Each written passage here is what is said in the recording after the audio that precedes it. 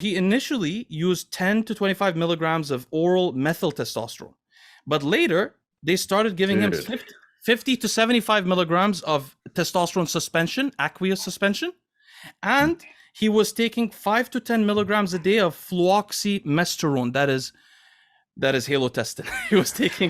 he was taking 10 to 25 the whole presidency.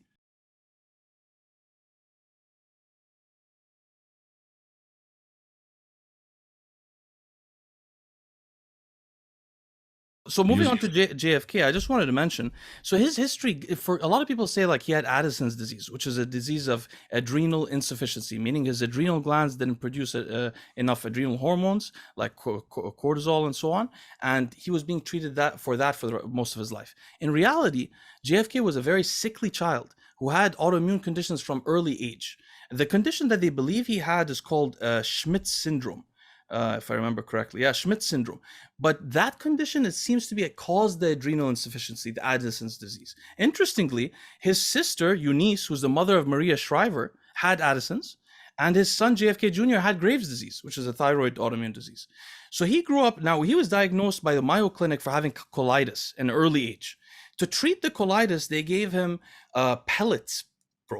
They implanted pellets, like the Finaplex pellets, of corticosteroids every 3 months to inhibit his immune system activity. So during those, now researchers writers theorize that those pellets were giving unequal distributions of these corticosteroids, which were causing him to develop osteoporosis. At the same time, he was also having an inflammatory reaction of his joints.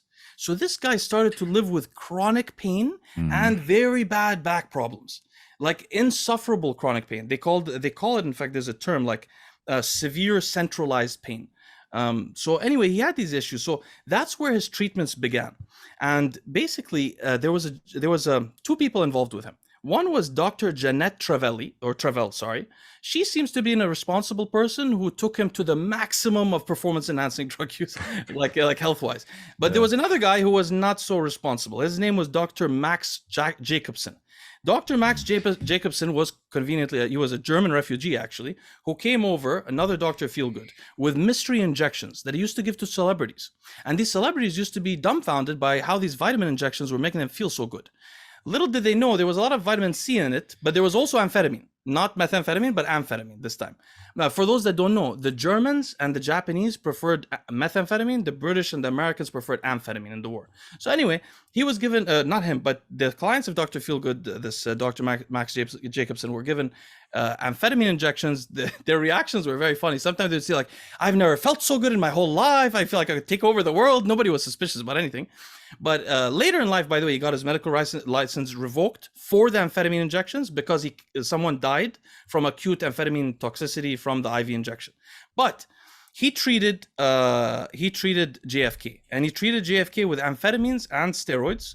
People think that his treatment in the early part of the 50s, I think, may have affected, or 60s, may have affected JFK's decision making.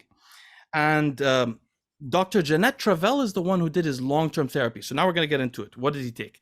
First of all, he took oral methylphenidate, Ritalin, named after the guy's wife, Rita, the guy who invented it. So he did take that. To go to sleep, he took barbiturates. What was the reason? Usually people with severe pain need opiates, and then they also need barbiturates to put them to sleep. I don't know why that barbiturates to put them to sleep is a random assumption from the 1960s, but Merck's catalog recommends it and so on, so it wasn't off the procedure. So he was taking barbiturates to sleep, methylphenidate during the daytime. He was taking 3 kinds of painkillers: codeine, Demerol, and methadone. Methadone. Wow. Interestingly, he was taking Cytomel twice a day, 25 micrograms for his whole presidency. He was taking 10 milligrams of hydrocortisone daily and 2.5 milligrams of prednisone twice daily. This is later in life when they invented those medications, not the pellets back in the day. So those are his corticosteroids. Then he used testosterone his entire presidency. So he initially used 10 to 25 milligrams of oral methyl testosterone. But later, they started giving him 50 to 75 milligrams of testosterone suspension, aqueous suspension.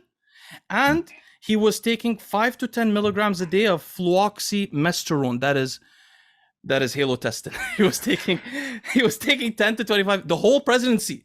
Like the last 3 years or whatever of his presidency, he was on Halo. So where'd you pull this from again? This is there's a lot of literature tracing his actually I pulled it's everywhere really.